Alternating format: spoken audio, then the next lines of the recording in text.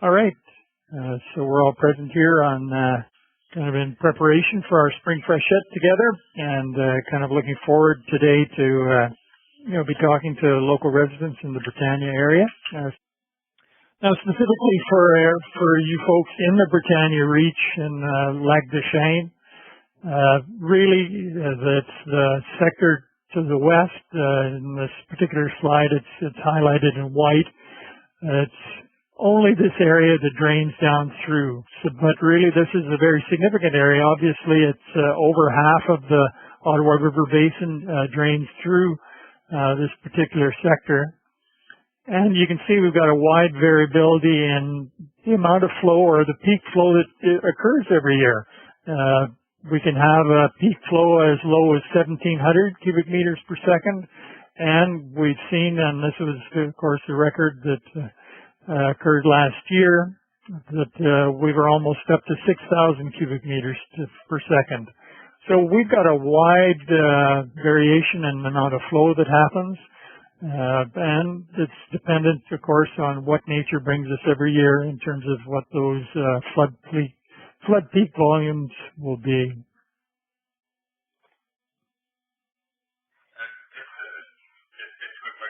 Sure. Yeah, so this is the flow rate at Lac Deschenes. The flow rate at Carleton,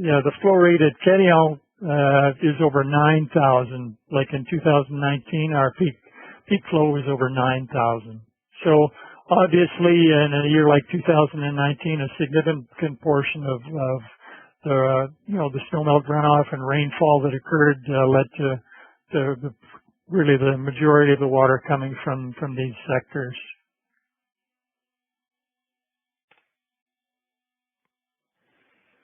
Now, every year we've got variations in what occurs naturally, and for residents along the river, they're familiar with the variation in water levels, the seasons that change, and of course, what's primary interest right now is what's happening on the ground, and what are the factors that can affect or increase or decrease risk in the system.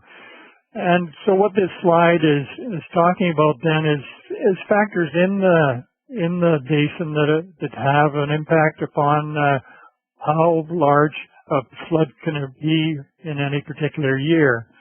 And so we can see that snowpack absolutely is a risk factor, but it's not a determining factor. If we have more snow, there's a potential for more snowmelt runoff, but it's dependent then on some of these other factors. Such as an early spring. If we have an early spring like we have this year, we tend to have the snowmelt that's slower, that is less substantial, and so we benefit from early spring. Of course, if we have more rainfall, that's an increased risk factor. If we have a high average precipitation, increased risk. We can have, because we have such a large basin, we can have storms that come and precipitation that's received in different sectors. If this occurs over where the reservoirs are in the northern sectors, we don't necessarily see an increase in flow. But if it happens in an unregulated portion of the basin, we have increased risk. And then there are factors on the ground. If we've got a large snowpack and we receive rainfall, it tends to act like a sponge and it's absorbed, and so there's kind of not a real impact in those times. But when we've got bare ground that's frozen, the snowmelt or the runoff is quite high. And so we're really throughout the spring period, we're very, very susceptible to weather patterns, where that rainfall or snowfall or warming occurs. And because it's such a large basin, things that are happening in far off sectors can have an effect locally. And so then trying to speak to that natural variability, we just have taken a natural tributary of the Ottawa, and the Ottawa River is well known. It's it's a feeder out of the Algonquin Park, and so we know there aren't any particular structures there or any kind of man-made changes to the flow of the river. And so we see that typically we remain in the green zone. About 50% of the time the flow levels can be found in those zones. And historically, if we look back in the past, we see that there have been certainly high peaks on the Petawawa River. And we've got a pretty long period of record, 1915 to date. So we've got about almost 105 years of record. So a good long record. And so some of the natural variability that we see just year to year. 2017, pretty high year. The peak was fairly late. It was well into May before it peaked, with a few, we can see that there's a rainfall event in June, some variability. A year like 2010, for various reasons, the snowpack was quite low, no springtime precipitation.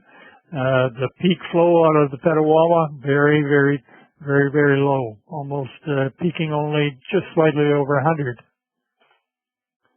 2017, flood year on many sectors. We had very large rainfall events, and we see that reflected where we have these two very large peaks, almost historic peaks, and of course with a large volume that was high for a long period of time.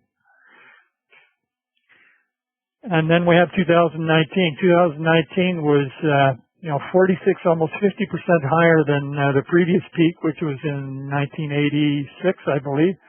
Or excuse me, 85, it's written right there. And so we see there's just this natural variability in the system. Now, some of the kind of the initial questions that people are having this year is we realize it's an early spring. What's going to happen this year? What, is this detrimental or what can I expect? And so once again, graphically, we're showing levels for Britannia, and 50% of the time we can observe that levels are found in this zone, we can say. And we see that typically it's only towards the end of March that levels on average begin to rise. And we see that typically it's the end of April where we achieve our peak. And so this year things have begun a little bit earlier, but we can see that on average we're quite close to what occurs every year.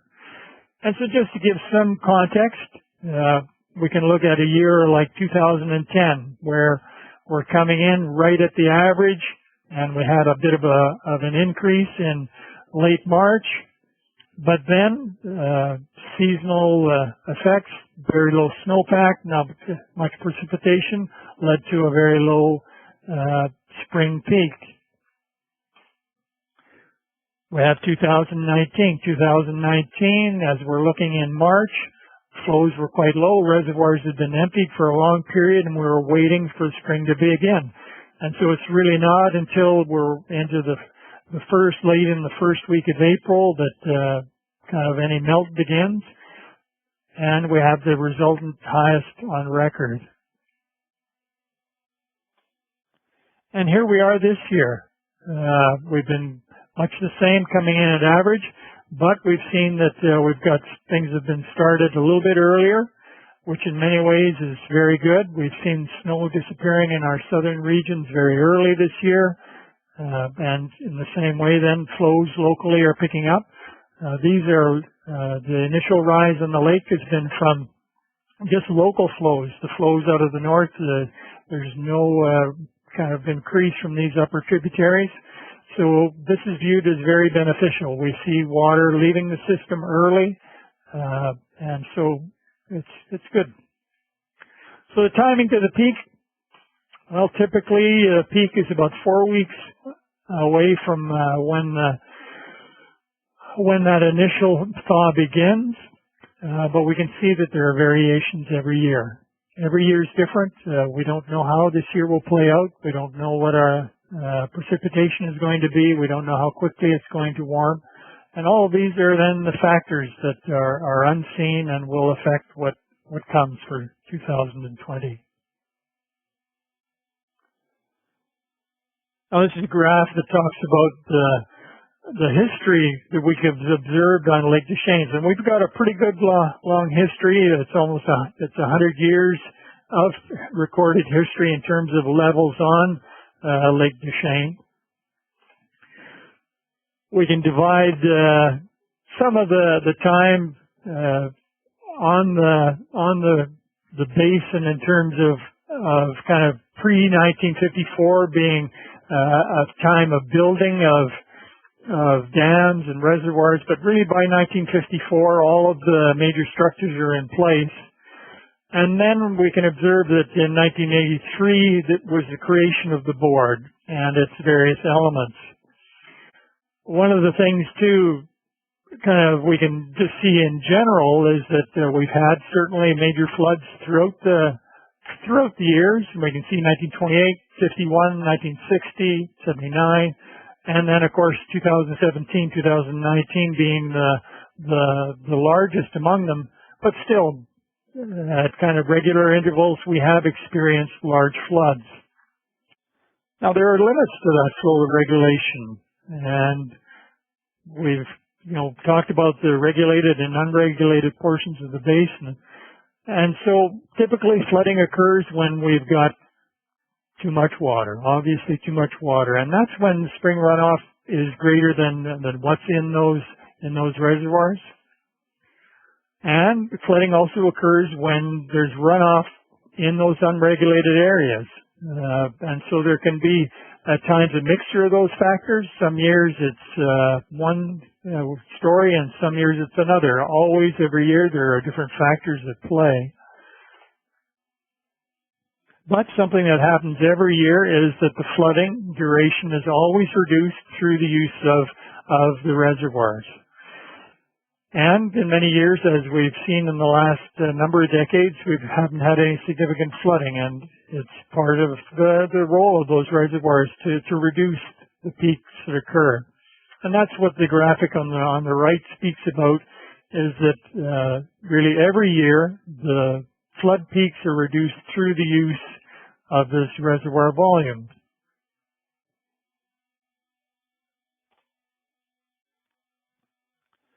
Let's just talk a little bit then about the types of structures, because, locally people see dams and they associate dams with reservoirs. But it's important to kind of identify the difference between the two. A reservoir has significant capacity to store water, and so we've been talking about that northern 40%, and that's what these reservoir dams are. Then we can talk about run-of-river dams, and these are typically dams that are down on the main stem of the Ottawa River. They don't have a large volume upstream that they can utilize during spring flooding in terms of trying to store water. And so when flows are high, essentially these dams are just passing the flows that arise from upstream. So what determines flooding in my area? And of course, we're going to be very specific and talk about Lake Deschenes. The biggest factor in terms of what affects local levels and flows, it's what's coming from upriver. What's going on in the tributaries above me, what's going on in the snowmelt or the rainfall that's upstream of me. And then what limits water from flowing out of my area? Every area on the river has its own unique characteristics. What are the constriction points below me? What are the constriction points that affect me? And this is a dynamic that's played out in many areas on the river. From Mattawa all the way down to Carleton, we can see that there are particular points of constriction that limit the amount of water, the passage of water that can go through. An analogy that we often use is talking about these areas is similar to a funnel, that we're familiar with a funnel that if you try and pour too much water through it, there's only a certain amount that will go through the narrowing, and so then you have a backing up effect above the narrows.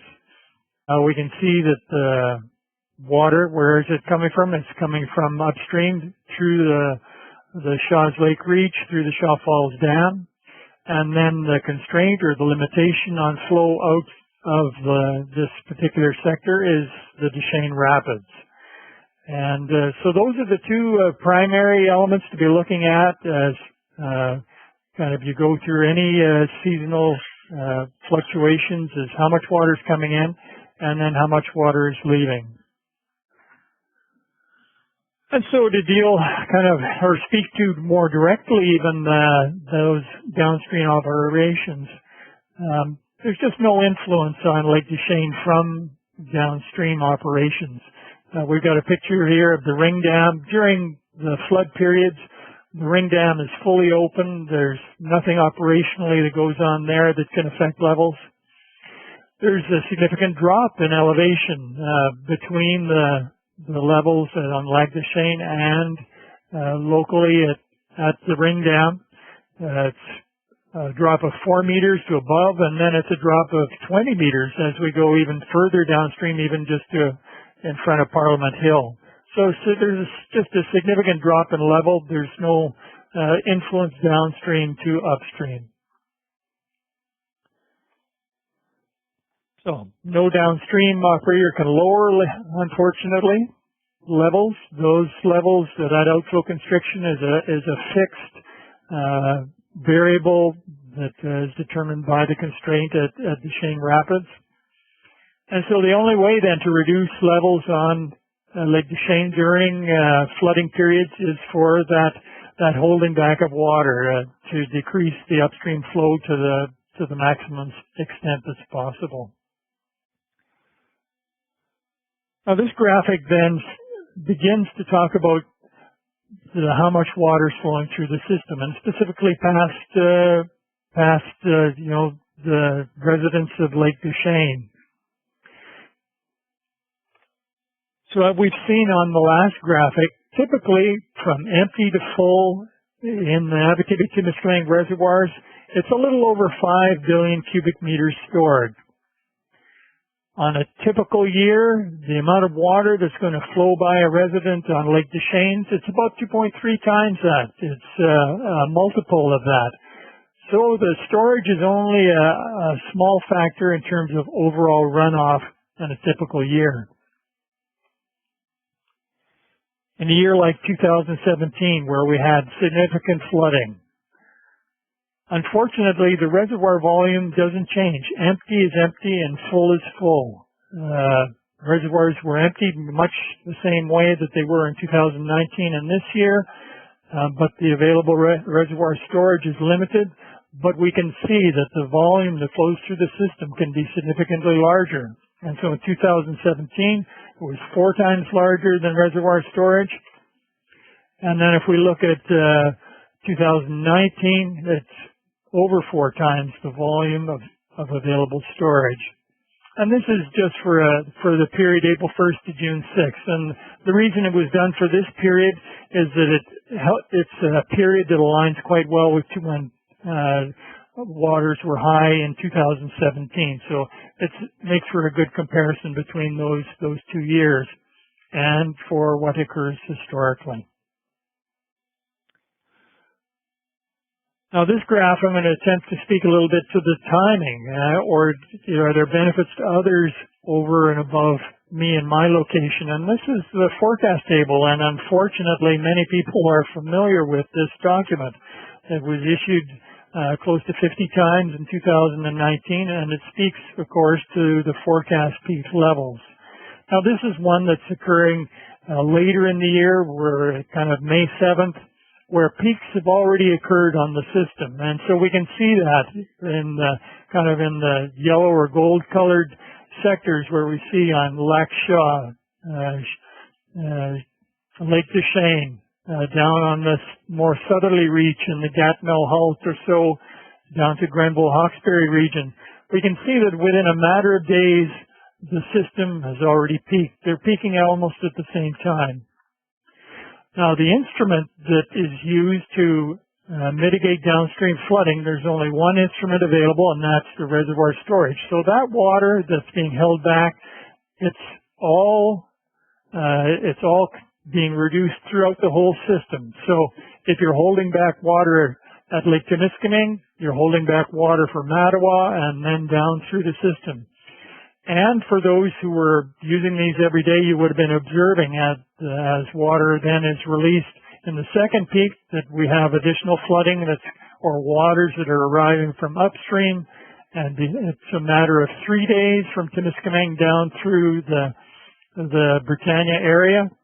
And it's easily to kind of survey and watch the influence of water as it flows through the system. And so there's just no benefit of one location over another. The timing is essentially the reservoir storage is being applied to the whole system all at the same time. And so then southern locations, the levels peak within a number of days of one another. The mitigating factor is the northern reservoirs, and so that's applied essentially at the same time throughout the system to everyone. So the question then was over what the peak levels, and so yes, in this we can see kind of this in this first forecast, this May 7th forecast. We see the peaks for the first peak. There were 2 peaks. The second peak was lower in the southern regions, whereas the areas that we see on the graph, in the table for the northern sectors, their peaks were larger in the second because northern waters were arriving for them.